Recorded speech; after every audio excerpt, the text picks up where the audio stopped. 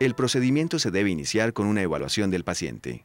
Realizar historia clínica completa si es factible, para precisar si ha tenido antecedentes de intubaciones de manejo difícil.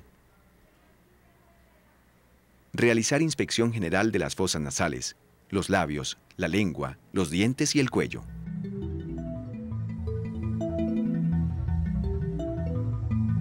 La apertura oral mide la distancia entre los incisivos superiores e inferiores. Si esta distancia es menor de 4 centímetros, se prevé una intubación difícil. La clasificación de la vía aérea según Mallampati es de acuerdo a la proporción del espacio que ocupa la base de la lengua en la cavidad oral, permitiendo la observación o no de las estructuras de la faringe. En la clase 1 son visibles las fauces, la úvula, los pilares de las amígdalas y el paladar blando. En la clase 2 son visibles las fauces, la úvula y el paladar blando. En la clase 3 son visibles el paladar blando y la base de la úvula. Posteriormente, Samson y Jung añadieron una cuarta clase.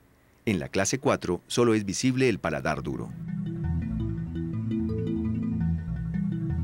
La distancia mentotiroidea se mide desde el borde superior del cartílago tiroides hasta el punto más saliente del mentón, con la cabeza en máxima extensión. Si esta distancia es menor de 6 centímetros, se prevé una intubación difícil, porque se asocia con una laringe alta y anterior que no se puede visualizar con el laringoscopio.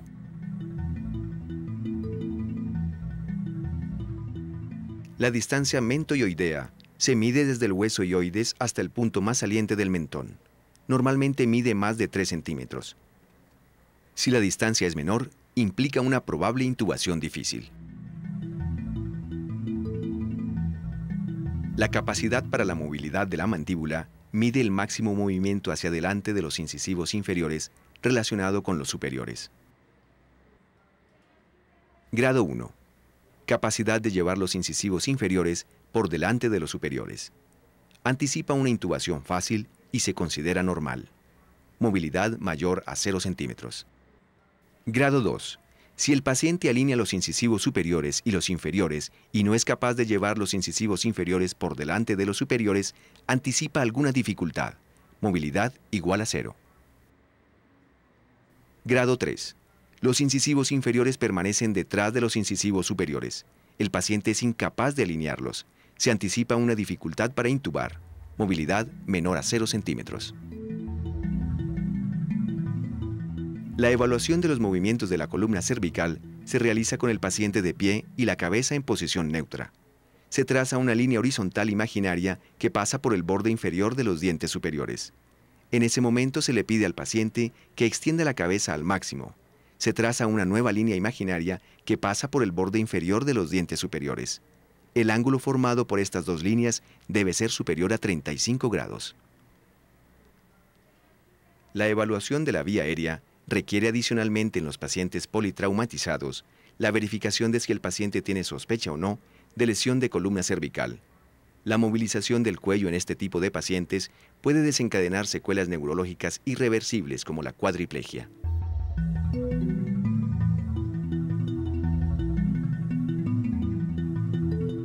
La distancia mandibuloidea se mide radiológicamente.